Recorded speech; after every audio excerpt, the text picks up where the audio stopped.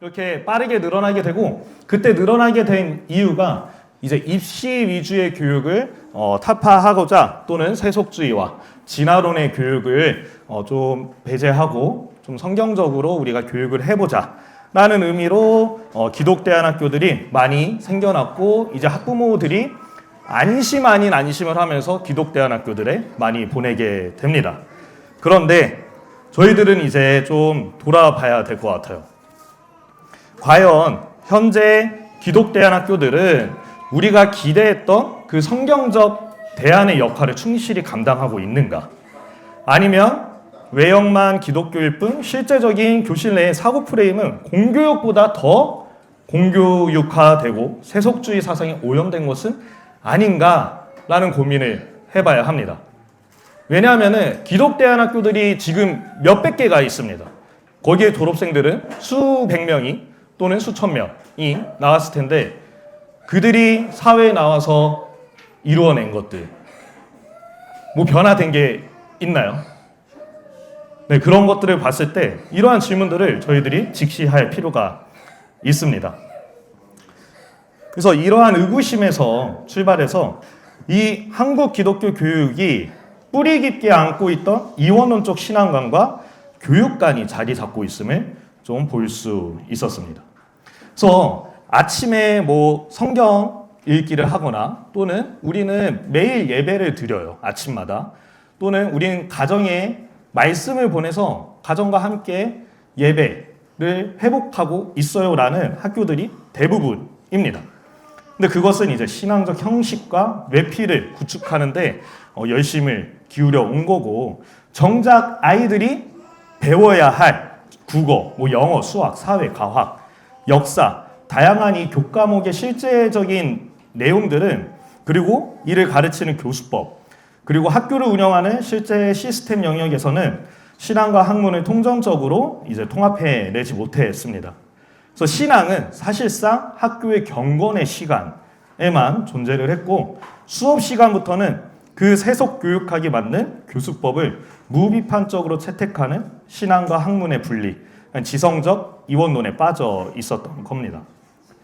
그래서 이러한 신학적 또 교육학적 이원론의 공백을 타개하고 공교육과 다른 대안적 교수법을 찾으려는 이 열정 속에서 기독대안학교들은 세속대안학교 교육의 세 가지 사상적 뿌리에서 파생된 기법들을 아무런 신학적 검증 없이 넣어왔습니다. 그 세 가지 사상은 이제 프레이의 의식화 교육, 서머힐의 방건희주의 자유교육, 그리고 슈타이너의 인지학적 발도르프 교육입니다.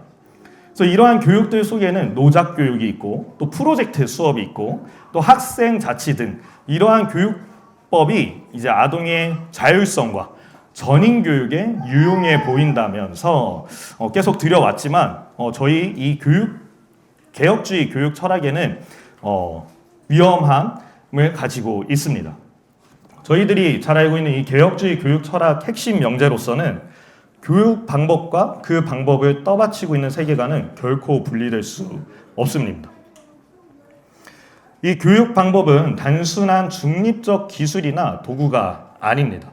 그래서 모든 교수법 뒤편에는 그 기법을 창안한 사상가의 인간관, 구원관, 그리고 진리관이 뼈대로 박혀 있습니다. 그 성경적 검증 없이 그 세속적 사상에 뿌리를 둔 교수법을 그대로 받아들였을 때 그 방법이 본래 섬기고 있던 그 세속적 세계관이 교실 내부로 침투하게 되는 거죠. 그래서 오늘의 이 발제는 이 문제 의식에서 출발합니다. 세속대안 교육의 세 가지 사상의 뿌리를 좀 해부해보고, 그 뿌리들이 현대 한국 교육 현장이 어떻게 비판과학과 이 비코츠키의 구성주의를 거쳐서 구조주의적, 집단주의적 정치화로 변용되어 침투했는지를 알아보고, 나아가서 이제 구조와 방향이라는 개혁주의 신학의 눈으로 이제 교정해보고, 이제 제도적 해법까지도 제시를 하려고 합니다. 그래서 대안학교의 공교육화입니다.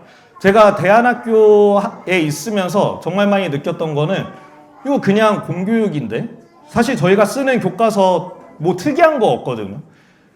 나라에서 그 검인정한 교과서 그대로 쓰고 있고요. 그리고 그 지도서를 그대로 수업하는 선생님들도 많습니다. 그렇다면은 그 학교를 왜 보내냐는 또 의구심이 들죠.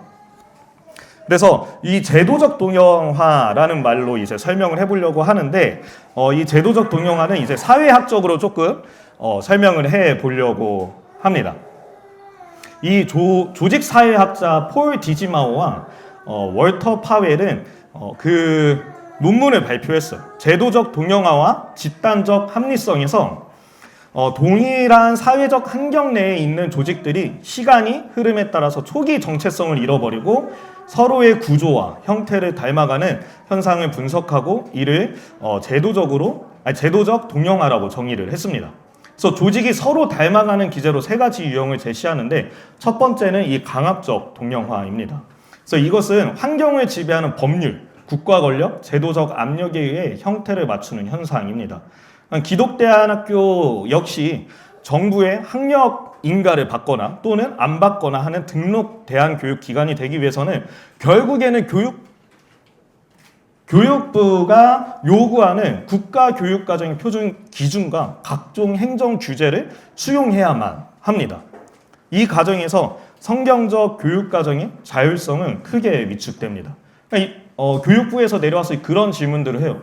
여기는 왜 이렇게 예배를 많이 드리고 성경 수업이 왜 들어있냐? 기독대안학교에 와서 그 질문을 합니다. 거기에 맞춰야 인가를 받든지 아니면 등록 대안교육기관이 되는 거예요.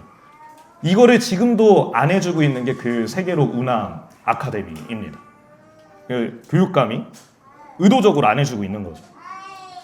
이제 두 번째는 이제 모방적 동영화입니다. 그래서 이것은 구성원들의 전문적 훈련과 습관에 의해 유사해지는 현상이죠.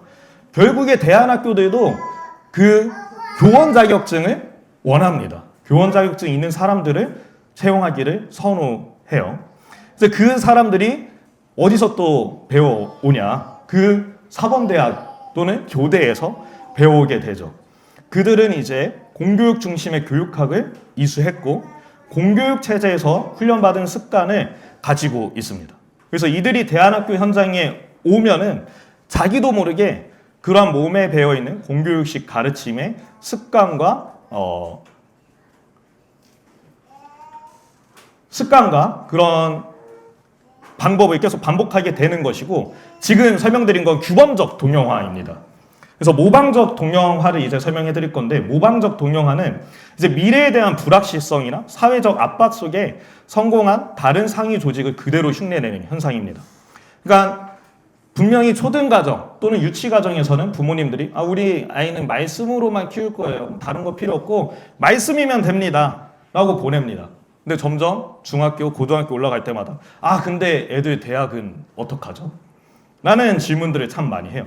그래서 아이들을 대학에는 보내야 한다는 그런 학부모들의 그 요구에 그 입시 압박에 직면하면은 결국 대안학교들도 입시 학원에 전락하게 됩니다. 그래서 보통 고등학교들은 어떻게 하냐? 학교에서 일단 수업은 받아. 자면 안 돼. 받되 야자 시간에 인강을 들어라. 라고 얘기를 합니다. 그래서 결국에는 우리 대표님이 그 누구죠? 최준기? 그분이 대학을 보냈던 것처럼 우리 대안학교 학생들은 대학을 이제 인강 선생님들이 보내고 있습니다. 그래서 이러한 속에서 저희들이 가져야 될 시사점이 명확합니다. 대안학교가 초심을 잃고 입시 위주의 공교육을 닮아가는 현상은 단지 특정 학교나 개별 교사의 부주의나 영적 나태함 때문이다라고만 얘기하기는 어렵습니다. 사실 아까 계속 얘기했었던 교육개혁의 선택지, 그러니까 선택지가 제한된 한국의 국가 독점적 교육 구조가 만들어낸 필연적 구조적 결과라는 점입니다. 그래서 여기서 우리는 기독교 대안학교가 처한 세속화의 위기를 이중의 세속화라는 두 가지 축으로 명확히 구분해서 파악해야 합니다. 첫 번째는 이제 외적 제도적 동영화의 압력입니다. 그래서 국가교육과정과 대학 입시 체제의 예속됨으로써 학교가 외형적으로 공교육화되고 입시 기관화가 되는 것이 문제이고, 이제 두 번째로는 내적 교수법적 이제 혼합주의의 압력입니다. 그래서 신앙과 교수법을 분리해온 이 이원론의 공백 속에서 세속 대안교육 사상이 가지고 있는 신학적 위험을 분별하지 못한 채 그 교수법과 언어를 무빈파적으로 수용한 문제입니다. 그래서 결국 저희 한국의 기독대안학교들은 외적으로는 입시 중시 그 공교육을 닮아가고 있고 내적으로는 이제 세속적 대안 사상을 혼합하는 이중의 세속화 기제 속에서 정체성의 고사를 겪고 있는 것입니다. 그래서 이것을 세 가지 사상적 뿌리와 신뢰를 구체적으로 보면서 하나씩 살펴보도록 하겠습니다. 이제 첫 번째 뿌리로는 파울로 프레이리의 의식화 교육입니다. 이제 브라질의 교육 사상가 프레이는 좀 유명한 책이죠. 페다고지라는 책을 쓴 사람인데 이 페다고지는 1970년에서 80년대 한국의 진보적 지식인, 노동운동가, 대학생들 사이에서 필독서였다고 합니다. 이 프레이의 사상적 기반은 실존주의, 마르크스주의, 그리고 라틴 아메리카의 해방신학이 유기적으로 결합된 것입니다. 이 프레이는 세상을 억압하는 자와 억압받는 자라는 이분법적 계급 구조를 파악했고 그 피억압자가 자신이 놓인 사회적 모순을 자각하고 그 저항하는 과정을 의식화라고 부르며 이것이야말로 교육의 궁극적 목표라 선언했습니다. 이 사람이 교사가 지식을 일방적으로 전수하는 기존의 방식을 은행 저금식 교육이라 비판했고 교사와 학생이 대등한 관계에서 사회적 문제에 질문을 던지며 답을 찾아가는 문제 제기식 교육과 프락식스는 성찰과 행동의 순환이라는 뜻입니다. 그 방법론을 내놓았습니다. 이 방식은 오늘날 기독대안학교 현장에서도 정식 커리큘럼의 이름으로 돌아가고 있습니다. 한국기독대안학교 연맹이라는 곳이 있는데 그 소속에 있는 일항학교라고 있습니다. 일항학교에서 노작교육이나 또 그 프로젝트 수업, 토론식 수업은 사실 일항학교뿐만이 아닙니다. 모든 학교가 하고 있고 그 교사의 정답 제시를 배제하고 학생 스스로 질문을 던져서 답을 구성하게 한다는 점에서 반법론적으로는 이 프레이의 프락시스 구조에 완벽하게 뿌리를 두고 있습니다. 사실 이 수업의 형태는 매우 역동적이고 매우 재밌습니다. 저도 프로젝트 수업이라는 거를 대학교에서 배우고 수업 현장에서도 많이 사용해봤는데 매우 재밌어요. 그런데 이 기법 속에서 숨겨져 있는 세계관을 저희가 알자라는 겁니다. 그 기법에는 계급의식의 고치를 통해서 사회구조 혁명이었다라는 신학적 전제는 신앙과 학문을 분리해온 기독교 학교 현장에서 완전히 지금 관과되고 있습니다. 이제 두 번째는 서머힐의 반권위주의 자유교육입니다. 그래서 영국에서 1921년에 세운 서머힐 스쿨은 아나키즈적 반권위주의 교육의 원형이라고 합니다. 이제 서머힐은 학생의 자율성을 극대화하고 교사와 학생이 대등하게 1인 1표를 행사하는 직접 민주주의로 학교를 운영합니다. 그래서 한국의 대한교육계는 이 서머힐을 대한학교의 표준 모델로 소개를 해왔고 1997년에 설립된 한국 최초의 대한학교인 간디학교 역시 서머힐 모델의 직접적 영향 아래에서 출발하게 됩니다. 뿐만 아니라 부산 자유학교, 고양 자유학교, 독림 자유 발도르프 학교, 성미산학교 등 한국의 수많은 대안학교들이 자유학교형이라는 범주 안에서 서머힐식 반권위주의와 아동 자율성을 핵심 가치로 공유하고 있습니다. 그래서 사실 우리 대안학교, 기독대안학교 안에서는 이 서머힐을 우리의 표준 모델이라고 얘기하고 있지는 않습니다. 이 이창갑 선생이 세운 풀무고등공민학교 또 한국 또 기독교 농촌을 결합한 한국 자생적 기독대안학교의 역사가 서머힐보다 먼저 존재했다라고 얘기를 하지만 결국 대중화된 교육 담론에서는 서머힐식 자유교육 관념이 주류를 차지하게 되었습니다. 그 결과 수많은 기독대안학교의 운영 철학과 교사 연수 주제어 중에서 규율 대신 품성훈련과 생활지도 이러한 단어들이 많이 쓰이고 있고 그러한 것들이 모두 다 서머힐의 방권위주의적 언어가 성경적 검증 없이 스며들게 되었던 것입니다. 세 번째로는 이제 슈타이너의 인지학과 발도르프 교육입니다. 저기 앞에 보이는 저 그림은 실제로 한국의 어떤 발도르프 학교의 1학년 교실 칠판에 그려져 있는 그림입니다. 그림만 봐도 색안경 끼고 봐서 그런 걸 수도 있겠지만 뭔가 조금 의미심장합니다. 네. 그래서 이걸 좀 설명하자면은 이 슈타이너, 독일의 슈타이너가 1919년에 창시한 발도르프 교육은 그가 만든 인지학이라는 신비주의 영성 체계에 뿌리를 둡니다. 이 인지학과 신지학에서 갈라져 나온 이단적 사상인데 인간을 몸, 생명체, 감정체, 자아라는 이 사중적 영적 존재로 보고 7년 주기의 발달 단계론 그리고 카르마, 업보와 환생을 필수 전제로 삼습니다. 이 발도르프 교육은 한국의 대안학교뿐만 아니라 유아교육기관, 일반 어린이집, 공립혁신학교 그리고 공립교사 모임에도 깊숙이 퍼져 있습니다. 이 발도르프가 자랑하는 그런 니들 중심 수업, 예술 통합 수업, 노작 활동, 무시험, 무평가, 전인교육이나 그런 아둔 존중이라는 기독교적 가치와 외형상 아주 유사해 보여서 이제 많이들 끌려 하는데 그 유사성이 매우 위험한 겁니다. 최양미 교수는 이것을 보면서 지적을 한 게 기독교 교육자들이 발도르프 교육 기법이 주는 교육적 유익에만 마비되어서 정작 그 기법 뒤에 숨어있는 인지학의 이단적 신강과 인간관을 세밀하게 분별하지 못하고 수용하는 신학적 경각심의 부재가 심각한 수준에 이르러 있다라고 경고하고 있습니다. 그러면서 이제 우리의 논의는 조금 한 단계 더 높여서 보면은 앞에서 봤었던 이런 세 가지 프레이리, 서머힐, 슈타이너라는 사상적 뿌리들은 사실 과거의 역사에만 머물고 있지 않습니다. 이 사상적 뿌리들은 현대 교육학 이론들과 결합해서 이제 한국 기독교 교육계 내부를 흔드는 이제 정교하고 세속적인 세계관 프레임으로 변용되어서 작용되어 왔습니다. 이 연결 고리와 침투 양상을 이제 이화여대 김정호 교수님의 이 칼럼을 보면서 좀 살펴보려고 하는데 이것을 이해하는 것이 저희 발제 중에서 또 중요한 핵심 중에 하나입니다.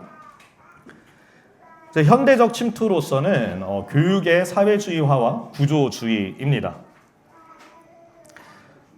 김정호 교수에 따르면은 1990년대 이후에 기독교 세계관 운동이 교육의 세속화 문제를 다루는 과정에서 일부 기독교 교육자들은 문제의 원인을 개인의 재성뿐만 아니라 자본주의적 사회구조의 악에서 찾으려고 했습니다.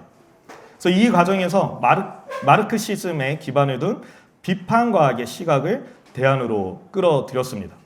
사실 제가 아세아 연합신학대학교 기독교 교육과정을 석사 중에 있는데 그 학교가 사실 탄생되게 된 게 거기 그 학교에서 이 기독교 교육학이라는 게 탄생되게 된 게 이 1990년대 기독교 세계관 운동이 일어나면서부터입니다.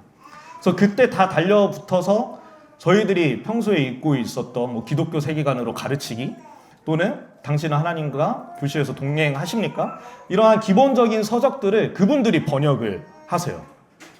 근데 이제 그분들이 다 운동권 출신들이고 그분들이 다 기운실로 들어가서 기운실을 세우시고 좋은 교사 운동을 세우시고 또 정교조 활동을 활발히 하시는 분들입니다. 아무튼 그러한 유입들이 들어왔고 그리고 이 철학적으로 받쳐준 심리학적 기반이 바로 현대 사범대학과 교육학의 주류 이론인 사회적 구성주의입니다. 그래서 교육학을 공부하셨으면 구성주의 모두 다 들어보셨을 것 같은데 그 구성주의를 얘기하고 있습니다. 이 비코츠키의 이론은 모스크바 대학에서 마르크스주의 변증법적 유물론을 바탕으로 고안된 심리학입니다. 이 구성주의에 의하면 인간의 자아, 지식, 도덕, 심지어 성 정체성조차 하나님이 창조하신 불변의 본성이나 진리에 기인한 것이 아니라 시공간과 사회적 구조에 의해 형성되는 사회적 산물에 불과합니다. 그래서 이 프레이의 계급 해방 논리와 이 비고츠키의 유물론적 구성주의가 결합하면서 이 기독교 교육은 신앙과 학문을 통전적으로 통합하는 본래 과제 대신 사회적 불평등을 개혁한다라는 그 명목하에 정치적, 이념적 해방운동으로 변질되기 시작합니다. 여기서 이제 김정우 교수가 지적하는 교육의 정치화 혹은 교육의 사회주의화의 진정한 의미를 정확하게 파악을 해야 하는데 단순히 특정 정당을 지지하거나 교육감 선거에 개입하는 그 정당 정치를 뜻하는 것이 아닙니다. 그 본질은 모든 인간관계를 억압자와 피억압자의 권력 투쟁으로 해체해버리는 구조주의적, 집단주의적 세계관의 침투입니다. 이 구조주의의 프레임은 세상과 교실 안의 모든 관계를 이분법적 권력관계 환원식으로 바라봅니다. 그러니까 아동 대 어른, 자녀 대 부모, 학생 대 교사, 여성 대 남성, 장애인 대 비장애인 이렇게 구조를 나누어 버리고 이틀 안에서 하나님께서 창조 질서상 세우신 위임된 권위와 언약적 관계마저 기득권의 억압과 권력 작용으로 재해석됩니다. 그래서 최근 교육 현장을 황폐화시키고 있는 이 학생 인권 대 교권의 대립구도 역시 모든 관계를 억압과 피억압자의 권력 투쟁으로 바라보는 구조주의적 정치화가 낳은 대표적인 결과물입니다. 세 번째로는 이제 신앙적 이원론과 기독교 자녀의 세속화입니다. 이러한 세속적 사상적 뿌리가 현대적 구조주의의 프레임으로 재포장되어 침투할 수 있었던 근본적인 배경은 앞서 얘기했었던 한국 기독교 교육계의 이원론적 신앙관 때문입니다. 이제 신앙과 교수법을 분리해온 이 이원론으로 인해서 교사와 학생들은 성경 공부나 예배 같은 신앙적 외형을 유지하면서도 실제 세상을 해석하는 프레임은 세속적 구조주의를 그대로 채택하게 된 거죠. 그래서 그 결과 그 자녀들조차도 기독대안학교를 졸업한 사람들조차도 하나님의 창조 질서나 언약적 관계 속에서 바라보지 못하고 내가 속한 집단은 억압자인가 피억압자인가 나는 어느 권력 집단에 속해 있는가 라는 것을 무의식적으로 계속 계산하는 그런 집단주의적 사고에 빠져들게 되는 거죠. 이 신앙의 외형적인 형태는 가졌으나 실질적 사고방식과 이 세계관은 완벽히 세속화되는 이 헬라화의 위기가 기독대안학교 교실 내부에 이미 진행되고 있는 것입니다. 그래서 이런 것들을 좀 개혁주의 신학으로 좀 평가를 해보자면은 네 가지로 비판을 해보자면은 프레이 먼저 하면은 프레이의 의식화론과 비판 과학은 세상의 억압자와 피억압자로 이분화하고 죄를 사회 구조의 악으로 축소시키면서 사회적 해방을 구원의 위치에 놓게 됩니다. 그런데 로마서 3장 10절에는 의인은 없나니 하나도 없으며 라고 선언합니다. 개혁주의 신학에 의하면 억압자든 피억압자든 모든 인간은 하나님 앞에서 타락한 죄인일 뿐입니다. 구원은 계급 투쟁이나 구조 해방을 통해 달성되는 것도 아니고 오직 예수 그리스도의 단번에 십자가 대속을 믿음으로 받는 은혜의 사건입니다. 세상을 권력 투쟁으로 나누는 이 구조주의는 죄의 보편성을 흐리고 공동체를 파괴하게 됩니다. 그리고 이 아브라함 카이퍼의 영역주권 관점에서 보게 된다면은 교육 영역은 정치적 계급 투쟁의 도구가 되어서는 안 되며 교육의 궁극적 목적은 학생이 하나님의 주권 아래에서 각 삶의 영역에 부여된 고유한 영적 소명을 발견하고 하나님을 영화롭게 하는 데 돕는 데 있는 것입니다. 그 다음에는 서머힐입니다. 서머힐의 자유교육은 아동이 본래 선하며 외적 통제만 없으면 바르게 자란다는 이 루소주의적 낙관론에 바탕을 둡니다. 그래서 이것은 인간의 전적 부패를 고백하는 이 개혁주의 인간론과 충돌하게 됩니다.